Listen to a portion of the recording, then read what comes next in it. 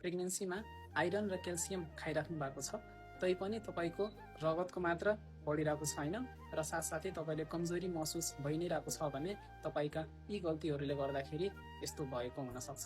म त्यसकै बारेमा आज कुरा गर्छु र यो भिडियो आफ्नो साथीभाइ, आफ्नो दिदी बहिनी, आमालाई सेयर गरिदिनु होला, भविष्यमा काम लाग्न सक्छ।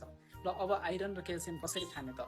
बिहान ब्रेकफास्टमा राम्ररी ब्रेकफास्ट आफ्नो मन परेको कुराहरू खाइसकेपछि क्याल्सियम खानु होला। किन भन्दाखेरि क्याल्सियम खानासँग राम्ररी एब्जर्प्सन हुन्छ र त्यसले गर्दाखेरि जुन डिस्कम्फर्टहरू हुन्छ त्यो चाहिँ कम हुन्छ यदि खानासँग खाइयो भने। अब आइरन कति बेला खाने त? क्याल्सियम खाने बित्तिकै कि आइरन खाइहाल्ने? नै, यस्तो गल्ती कहिले पनि नगर्नु होला। किन भन्दाखेरि यस्तो गरियो भने आइरनको एब्जर्प्सन शरीरमा राम्ररी हुँदैन र त्यो रगतसम्म राम्ररी पुग्न सक्दैन र त्यसले गर्दाखेरि अरू साइड इफेक्टहरू पनि देखिन सक्छ। अब कति बेला खाने त आइरन?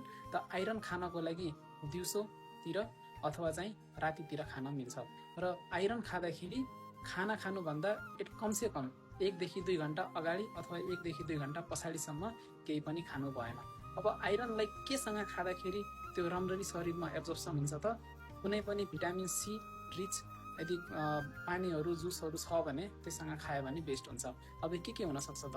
त्यो जस्तै सुन्तलाको जुस अथवा चाहिँ कागतीको जुसहरूसँग यदि आइरनको ट्याब्लेट खाइयो भने त्यति बेला चाहिँ आइरनको एब्जर्प्सन राम्रो हुन्छ र शरीरमा चाहिँ रगतको मात्रा पनि बढ्छ र आइरन र क्याल्सियमको कमी हुने जुन कमजोरीहरू हुन्छ त्यो कमजोरीहरू पनि जान्छ। अब यो कति बेलादेखि सुरु गर्ने त? गर्भवती भएको 3 महिनापछि आइरन र क्याल्सियम सुरु गर्नुपर्छ र आइरनको ट्याब्लेट डेलिभरी भएको 3 महिनासम्म खान मिल्छ।